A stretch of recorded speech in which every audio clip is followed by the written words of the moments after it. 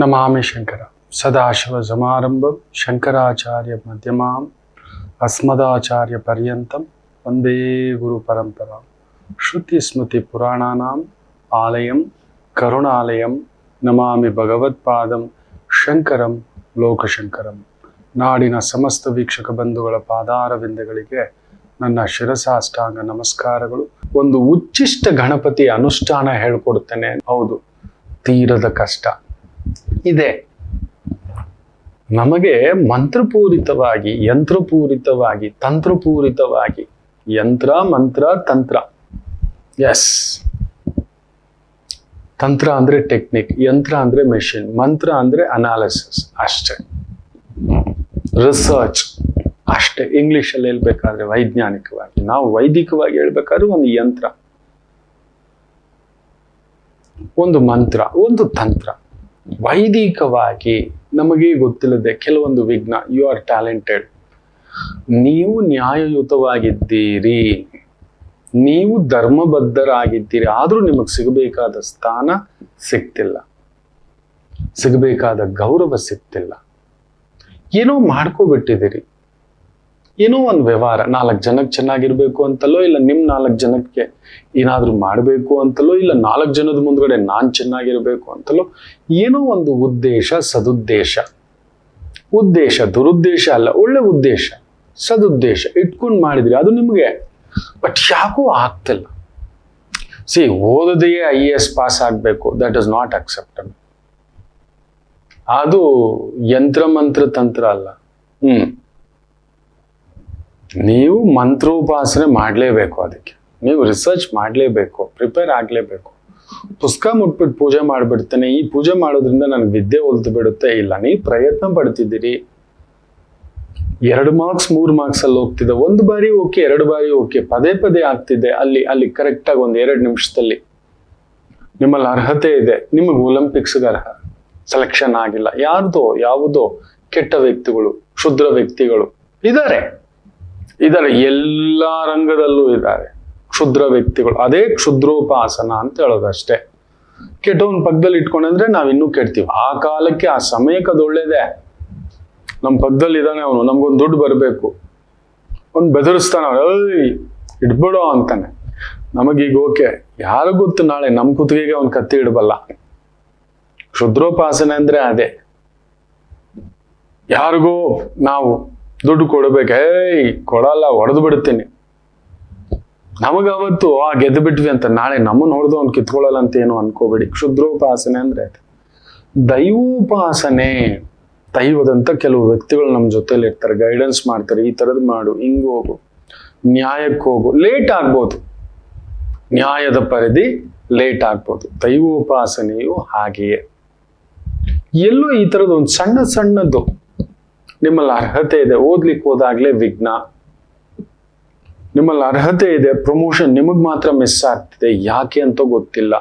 ಯಾರದು ಕೆಂಡದ ದೃಷ್ಟಿ, ಗೃಹದ ದೃಷ್ಟಿ, ಕಾಕದ ದೃಷ್ಟಿ, ಏನೋ ನಡೀತಿದೆ ನಮ್ಮನೇಲೆ. ಎಷ್ಟು ಮಾಡಿದ್ರು ಅತ್ತೆ, ಎಷ್ಟು ಮಾಡಿದರು ತಂದೆ, ಎಷ್ಟು ಮಾಡಿದರು ಮಕ್ಕಳು, ಈ ತರದ್ದು ಅಲ್ಲೇನೋ ವಿಘ್ನ. ಕಾರ್ಯ ವಿಘ್ನ ಮುಖ್ಯವಾಗಿ, ಕೆಲಸ ವಿಘ್ನ ಮುಖ್ಯವಾಗಿ, ವ್ಯವಹಾರ ವಿಘ್ನ ಮುಖ್ಯವಾಗಿ ಮಾಡ್ತಿದ್ದೀರಿ. ಬಟ್ ವ್ಯವಹಾರಗಳಿಗೆ ಏನೋ ಡಾಕ್ಯುಮೆಂಟ್ಸ್ ಬರ್ತಿಲ್ಲ, ಅಲ್ಲೇ ಸ್ಟಕ್ ಆಗ್ಬಿಟ್ಟಿದೆ. ಯಾವುದೋ ಅಂದಾದುಂದಿ ದುಡ್ಡು ಹೊಡಿಲಿಕ್ಕೆ ಹೋಗ್ತಿದ್ದೀರಿ, ಅದೆಲ್ಲ ಇಲ್ಲ, ಅದಕ್ಕೆಲ್ಲ ಮಾಡೋದಿಲ್ಲ ಉಪಾಸನ. ನೀವು ಅದು ಮಣ್ಣಾಕಿಸ್ಕೋತೀರಿ ಅಷ್ಟೇ. ಅದನ್ನೇ ಕ್ಷುದ್ರೋಪಾಸನೆ ಅನ್ನೋದು. ಯಾವುದಾದ್ರು ಅಡ್ಡದಾರಿ ಸಂಪಾದನೆ, ಅಡ್ಡದಾರಿ ಆಲೋಚನೆ, ಅಡ್ಡದಾರಿ ವ್ಯವಸ್ಥೆ ಅನ್ನತಕ್ಕಂಥ ಭಾವಾರ್ಥ. ಅದು ಆಗದ ಮಾತು. ನೀವು ನ್ಯಾಯಯುತವಾಗಿ, ಧರ್ಮಯುತವಾಗಿ ಮಾಡಿ ಬೆಳೆ ಬರೋ ಟೈಮ್ನಲ್ಲೇ 1 ಬಾರಿ ಆದ್ರೆ ಓಕೆ, 2 ಬಾರಿ ಆದ್ರೆ ಓಕೆ, ಪ್ರತಿ ಬಾರಿಯೂ ಆಗ್ತಿದೆ. ಒಂದಷ್ಟು ಅಸಲಾದ್ರೂ ಬರಬೇಕು ಮಕ್ಳೇ. ನಾವು ಹಾಕಿದ್ದು ಲಾಭ ಬಿಡಿ, ಆಮೇಲೆ ನಷ್ಟ ಆಗಬಾರ್ದು. ನಂದೊಂದು ಏನೋ ಒಂದು 5 ಲಕ್ಷ ಹಾಕಿ ಒಂದು ವ್ಯವಹಾರ ಮಾಡ್ತೇವೆ, ಉಳಿಸ್ಕೋಬೇಕು. 5 ಲಕ್ಷ ಬಂದಿದ್ಯಾ, ಇನ್ ಮಿಕ್ಕದ್ ಬಿಡಿ. ನಾವೊಂದು ಲೇಬರ್ ಹಾಕಿದ್ದೇವೆ, ನಾವು ಇನ್ನೊಂದೇನೋ ಒಂದು ಕೆಲ್ಸಗಾರನ ಇಟ್ಕೊಂಡು ಮಾಡಿದ್ದೇವೆ, ಅದೆಲ್ಲ ಹೋಗಿದೆ. ಬಟ್ ನನ್ನ ಅಸಲು ಹಾಗೇ ಇದೆ, ಬಂದಿದೆ ದೈವಾನುಗ್ರಹ. ಅಷ್ಟಾದ್ರೂ ಉಳ್ಕೋಬೇಕು. ನಷ್ಟ, ತೀರಾ ನಷ್ಟ ತಟ್ಕೊಳ್ಳೋ ಜೀವಗಳಲ್ಲ. ಅಂತಹದಕ್ಕೆ ಒಂದು ಅದ್ಭುತವಾದಂಥ ಉಪಾಸನ ತಿಳಿಸ್ಕೊಡ್ತಿದ್ದೇನೆ. ಅದರಲ್ಲೂ ಈ ಉಪಾಸನೆಯಿಂದ ವಿದ್ಯಾರ್ಥಿಗಳಿಗೆ ಖಂಡಿತ ಹೇಳ್ತಾನೆ ತುಂಬಾ ಒಳ್ಳೇದಾಗುತ್ತೆ, ಪ್ರೊಫೆಷನಲ್ಸ್ಗೆ ತುಂಬಾ ಒಳ್ಳೇದಾಗುತ್ತೆ. ಈ ಲಾಯರ್ ಆಗಿದ್ದೀರಾ, ಟೀಚರ್ ಆಗಿದ್ದೀರಾ, ಡಾಕ್ಟರ್ ಆಗಿದ್ದೀರಾ, ಪ್ರೊಫೆಸರ್ ಆಗಿದ್ದೀರಾ, ವಿದ್ಯಾಭ್ಯಾಸ ಒಳ್ಳೆ ಹೈಯರ್ ಎಜುಕೇಶನ್ಗೆ ಪ್ರಿಪೇರ್ ಆಗ್ತಿದ್ದೀರಾ, ಇನ್ನಷ್ಟು ಏಕಾಗ್ರತೆ ಬೆಳಿಬೇಕು, ಇನ್ನಷ್ಟು ಒಂದು ದೊಡ್ಡ ಸ್ಥಾಯಿಗೆ ಹೆಸರು, ಗೌರವ, ಕುಲ ತಿಲಕ ಅನ್ನಿಸ್ಕೋಬೇಕು, ಕುಟುಂಬ ತಿಲಕ ಅನ್ನಿಸ್ಕೋಬೇಕು, ಗ್ರಾಮ ತಿಲಕ ಅನ್ನಿಸ್ಕೋಬೇಕು, ರಾಜ್ಯ ತಿಲಕ ಅನ್ಕೋಬೇಕು, ದೇಶ ತಿಲಕ ಅನ್ನಿಸ್ಕೋಬೇಕು, ಅಂಥದ್ರ ಒಂದು ಸಾಧನೆಯಲ್ಲಿ ಹೆಜ್ಜೆ ಆಗ್ತಿದ್ದೀರಿ ಅನ್ನತಕ್ಕಂಥದ್ದು. ಮಕ್ಕಳಲ್ಲಿ ಏಕಾಗ್ರತೆ ಕಡಿಮೆ, ಒಂದ್ ಕಡೆ ಕುತ್ಕೊಳ್ಳಲ್ಲ, ಫೋಕಸ್ ಮಾಡೋದಿಲ್ಲ, ಕೆಲಸ ಒಂದ್ ಕಡೆ ಫೋಕಸ್ ಬರ್ತಿಲ್ಲ, ಡ್ಯೂಯಲ್ ಮೆಂಟಾಲಿಟಿ ಆಗ್ತಿದೆ ಅನ್ನತಕ್ಕಂಥದ್ದಾದರೆ ಕಂಪಲ್ಸರಿ ಈ ಉಪಾಸನೆಯನ್ನ ಮಾಡಿ. ಒಂದು ಪುಟ್ಟ ಗಣದಿಗ್ಬಂಧ, ಒಂದು ತಟ್ಟೆಯಲ್ಲಿ ಒಂದಷ್ಟು 3/4 kg ಅಕ್ಕಿ ಇಡಿ, ಒಂದು ಅಚ್ಚು ಬೆಲ್ಲ, ಒಂದು ಕೊಬ್ಬರಿ, ಒಂದು ತೆಂಗಿನಕಾಯಿ, ಒಂದು ಗಣೇಶ ವಿಗ್ರಹ ಅದ್ರಲ್ಲಿ ತಂದಿಡಿ, ಸಣ್ಣದಾಗಿ ನವಧಾನ್ಯ ಪ್ಯಾಕೆಟ್ ಒಂದು ತಂದಿಡಿ, ಒಂದ್ ಸ್ವಲ್ಪ ಹೂವು, ಹಣ್ಣು, ವಿಳೆದೆಲೆ, ಅಡಿಕೆ ಇಷ್ಟಿಟ್ಬಿಡಿ, ಸಿಕ್ಕಿದ್ರೆ ಒಂದಿಷ್ಟು ಗರಿಕೆನೂ ತಂದಿಡಿ. ಇದು ವ್ಯವಸ್ಥೆ. ಒಂದು ಸಣ್ಣದಾಗಿ ಶಲ್ಯ ಇಲ್ಲ ಕೈ ವಸ್ತ್ರ ತಂದಿಡಿ. ಇಷ್ಟು ತುಪ್ಪ, ಒಂದು 50 ಗ್ರಾಮ್, ಜೇನು ತುಪ್ಪ ಸಿಕ್ಕಿದ್ರೆ ಒಂದು 50 ಗ್ರಾಮ್, ಇದನ್ನ ತಂದಿಡಿ. ನಿತ್ಯ ಸಂಧ್ಯಾಕಾಲ, ಬೆಳಿಗ್ಗೆ ಆಗುತ್ತೆ ಬೆಳಿಗ್ಗೆಯೇ ಮಾಡಿ, ತೊಂದರೆ ಇಲ್ಲ. ಯಾಕಂದ್ರೆ ಬೆಳಿಗ್ಗೆ ಓಡೋ ಅರ್ಜೆಂಟಲ್ಲಿ ಇರ್ತೀರಿ, ರಭಸದಲ್ಲಿ ಇರ್ತೀರಿ.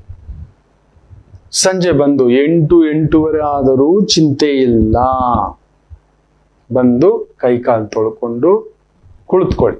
ಒಂದು ಬಟ್ಲಲ್ಲಿ ಆ ಗಣೇಶ ವಿಗ್ರಹವನ್ನ ಇಟ್ಟು ಅಲ್ಲೊಂದು ಪುಟ್ಟದಾಗಿ ಧೂಪ, ಒಂದು 3 ಬತ್ತಿಯ ದೀಪ ಹಚ್ಚಿ, ಒಂದೇ ದೀಪದಲ್ಲಿ 3 ಮುಖ ದೀಪ ಹಚ್ಚಿ, ಇಲ್ಲ ನನ್ನ ಕೈಯಲ್ಲಿ 3 ಆಗುತ್ತೆ, ಸಿಂಗಲ್ 3 ದೀಪ ಹಚ್ಚಿಬಿಟ್ಟು ಇನ್ನೊಂದು ಬಟ್ಲಲ್ಲಿ ಒಂದು ಪುಟ್ಟದಾಗಿ ತುಪ್ಪ, ಇಲ್ಲ ಹಾಲು, ಇಲ್ಲ ಮೊಸರು, ಇಲ್ಲವೇ ಎಳನೀರು, ಪುಟ್ಟದಾಗಿ ಇವುಗಳಲ್ಲಿ ನಿಮಗೆ ಹಾಲು, ತುಪ್ಪವೋ, ಮೊಸರು, ಎಳನೀರು, ಜೇನು, ಇವುಗಳಲ್ಲಿ ಯಾವುದಾಗುತ್ತೋ ಅದು ಇಟ್ಟು ಈ ಬಟ್ಲಲ್ಲಿರೋ ಗಣಪತಿಗೆ ಕುಳಿತುಕೊಳ್ಳಿ. ಒಂದು ಸಣ್ಣ ಪೀಠ ಹಾಕ್ಕೊಂಡು ಅಭಿಮುಖವಾಗಿ, ದೇವರಿಗೆ ಅಭಿಮುಖವಾಗಿ ನಿಮ್ಮ ಮನೆ ದೇವರನ್ನ ನೆನೆಸ್ಕೊಂಡು ಈ ಬೆರಳನ್ನ ಹೀಗಿಟ್ಕೊಂಡು ಎಣಿಸ್ಕೊಂಡು ಬರಬೇಕು. ಈ ರೀತಿ ಆಯ್ತು. ಇದು ಒಟ್ಟು 11 ಆಗುತ್ತೆ. ಮತ್ತೆ ಇನ್ನೊಂದು ಈ ರೀತಿ ಮಾಡ್ಕೊಂಡಾಗ 22 ಆಗುತ್ತೆ. ನೀವು 21ಕ್ಕೆ ನಿಲ್ಸಿ ಅಷ್ಟೇ. ಓಂ ಗಂ ಗಣಪತಯೇ ನಮಃ.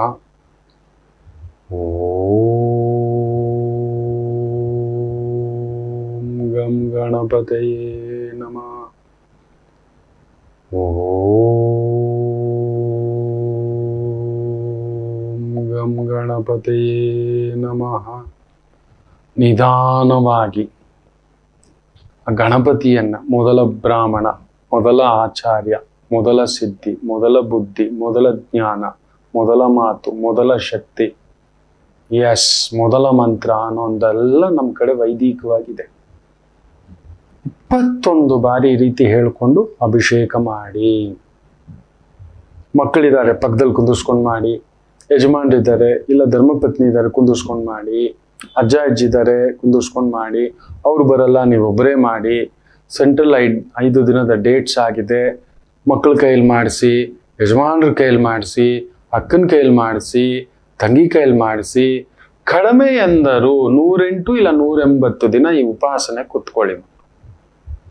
ನಿಮ್ಮ ಪಾಡಿಗೆ 21 ಬಾರಿ ನಿಧಾನವಾಗಿ ಅಭಿಮುಖವಾಗಿ ಕುಳಿತುಕೊಂಡು ಮನಪೂರ್ವಕವಾಗಿ ಈ ಮಂತ್ರವನ್ನ, ನಮಃ, ನಿನಗೆ ನಮಸ್ತೆ, ನನಗೆ ದಾರಿ ತೋರ್ಸು, ನನಗಿನ್ಯಾರು ಗೊತ್ತಿಲ್ಲ, ಈ ಲೋಕ ಮೋಸ, ಈ ಜನ ಮೋಸ, ನಿರ್ವಾಣಂ ಅಂದ್ರೆ ಹೆಂಗಿರ್ಬೇಕು ಅಂದ್ರೆ ನಮ್ಮಲ್ಲಿ ಒಳ್ಳೇದೂ ಇಲ್ಲ ಕೆಟ್ಟದ್ದೂ ಇಲ್ಲ. ಆಗುತ್ತೋ ಒಂದು ಸಂಜೆ ಸ್ನಾನ ಮಾಡಿಯೇ ಕುಳಿತುಕೊಳ್ಳಿ, ಇನ್ನೂ ಒಳ್ಳೇದು. ಮನಸ್ಸು ಒಂಥರ ಪ್ರಫುಲ್ಲ ಆಗುತ್ತೆ. ನೀವು ಮಾಡಿ ಮಕ್ಕಳು. ಇದನ್ನ ಮಾಡುವಾಗ ಬಾಯಲ್ಲಿ ಒಂದು ಒಣಗಿದ ದ್ರಾಕ್ಷಿ ಇಲ್ಲ ಒಣಗಿದ ಖರ್ಜೂರ ಇಟ್ಕೊಳ್ಳಿ. ನಿಮ್ಮ ಪಾಡಿಗೆ ನೀವು ಮಾಡಿ.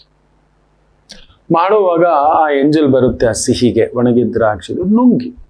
ಅಕಸ್ಮಾತ್ ಒಣಗಿದ ದ್ರಾಕ್ಷಿ ನುಂಗು ಬಿಟ್ರೆ ತೊಂದರೆ ಇಲ್ಲ, ಇನ್ನೊಂದು ಹಾಕೊಳ್ಳಿ.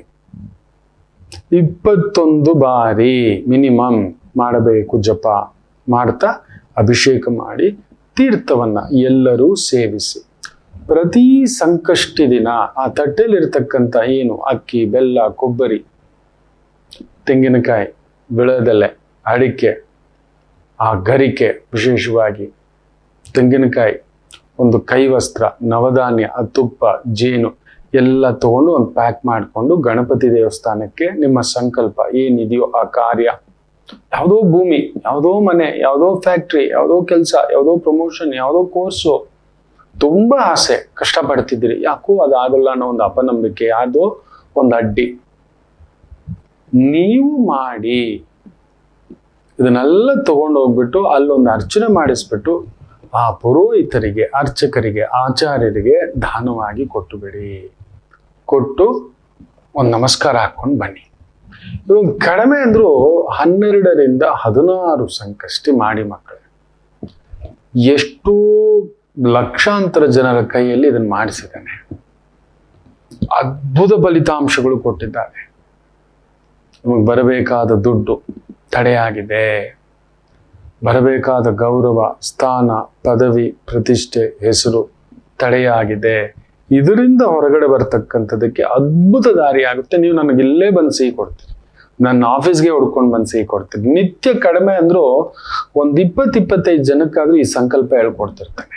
ಅದು ಫೋನಲ್ಲಿ ಇರ್ಬೋದು, ಇಲ್ಲ ನೇರವಾಗಿ ಬಂದವ್ರಿಗೆ ಇರ್ಬೋದು, ಮಾಡಿಸ್ತಿರ್ತಾನೆ. ಕಡಿಮೆ ಅಂದ್ರೆ ಒಂದು 20-25 ಜನಕ್ಕೆ ಹೇಳ್ತಲೇ ಇರ್ತಾರೆ. ಅವ್ರು ಕೊಟ್ಟು ತಾಂಬೂಲ, ಗುರುಗಳೇ ನೋಡಿ ಹಿಂಗಾಗಿದೆ, ಅವ್ರು ಕೊಟ್ಟು ಶಲ್ಯ ಇದು, ಅವ್ರು ಕೊಟ್ಟು ಮಾಲೆ ಇದು, ಗುರುಗಳೇ ಅವ್ರು ಕೊಟ್ಟ ಪಗಡಿ ಇದು, ನೀವು ಕಟ್ಟಬೇಕು ನೀವು ಇದು. ಹೌದು ಮಕ್ಕಳೇ, ಯಾವುದೋ ಒಂದು ಸ್ಥಾನ ನಿಮಗೆ ಅರ್ಹತೆ ಇದೆ ಅದನ್ನ ನಿಭಾಯಿಸ್ಲಿಕ್ಕೆ. ಬಟ್ ಯಾರು ಅದು ಕೊಕ್ಕಿ ಹಾಕೋರು ಇರ್ತಾರೆ. ಅಯ್ಯೋ ಎಲ್ಲ ಈಸಿಯಾಗಿ ಬಂದ್ಬಿಟ್ರೆ ಎಲ್ಲರೂ ದೇವರಾಗ್ಬಿಡ್ತೀವಿ, ದೇವರ ಅಸ್ತಿತ್ವವೇ ಇಲ್ಲ ಅನ್ನೋದಾಗ್ಬಿಡುತ್ತೆ. ನಿಮ್ಮಲ್ಲಿ ಅರ್ಹತೆ ಇದ್ದು ಸಿಗದಿದ್ದಾಗ, ನೀವು ಪರಿಶ್ರಮ ಪಟ್ಟು ಸಿಗದಿದ್ದಾಗ ಆಗ ಹುಡುಕಬೇಕು. ಎಲ್ಲ ಇದೆ, everything is that, but why I miss the bus, ನನಗೆ ಯಾಕೆ ಮಿಸ್ ಆಯ್ತು ಅಂದಾಗ ಕುಗ್ಗು ಬಿಡ್ತವೆ. ಅದಾಗಬಾರದು ಅಂತ ಈ ಒಂದು ವಿಶೇಷವಾದಂಥ ಉಚ್ಚಿಷ್ಟ ಗಣಪತಿಯ ಅನುಷ್ಠಾನ ಹೇಳ್ಕೊಟ್ಟಿದ್ದಾನೆ. ನೀವು ಮಾಡಿ ಮಕ್ಕಳೇ. ಆ ಏಕತಾನತೆಯಿಂದ, ಏಕಾಗ್ರತೆಯಿಂದ ಕುಳಿತುಕೊಳ್ಳಿ. ನಾಭಿಯಿಂದ ಬರಬೇಕು ಆ ಮಂತ್ರ, ಹೃದಯಾಂತರಾಳದಿಂದ, ಅನಾಹುತ ಚಕ್ರದಿಂದ ಬರಬೇಕು. ಆ ವಿಶುದ್ಧಿ ಕಂಪಿಸಬೇಕು. ಹೌದು, ಕಂಪಿಸ್ಬೇಕು. ಆ ಬ್ರಹ್ಮಸ್ಥಾನದಲ್ಲಿ ಓಂಕಾರವೆನ್ನೋ ಒಂದು ಆ ಕಂಪನ ಕಾಣಿಸ್ಬೇಕು. ಅಯ್ಯ ನೀನಿದ್ದಿ ಶರಣಾಗತಿ, ನನಗೆ ಗೊತ್ತಾಗ್ತಿಲ್ಲ. ಇರ್ಲಿ, ನೀವು ಮಾಡಿ ಮಕ್ಕಳೇ, ಮಾಡಿ. ಎಷ್ಟೋ ಜನ ಬಂದು ನನಗೆ ಸಿಹಿ ಫಲತಾಂಬೂಲ ಕೊಟ್ಟಿದ್ದಾರೆ, ಗುರುಗಳೇ ಆಗಿದೆ ಗುರುಗಳೇ. ಅವ್ರಿಗೆ ಗೊತ್ತಿಲ್ಲ ಇಂಥ ಸಣ್ಣ ಒಂದು ವೈದಿಕ ಅನುಷ್ಠಾನದಿಂದ ಕದಲಿಸಬಹುದು.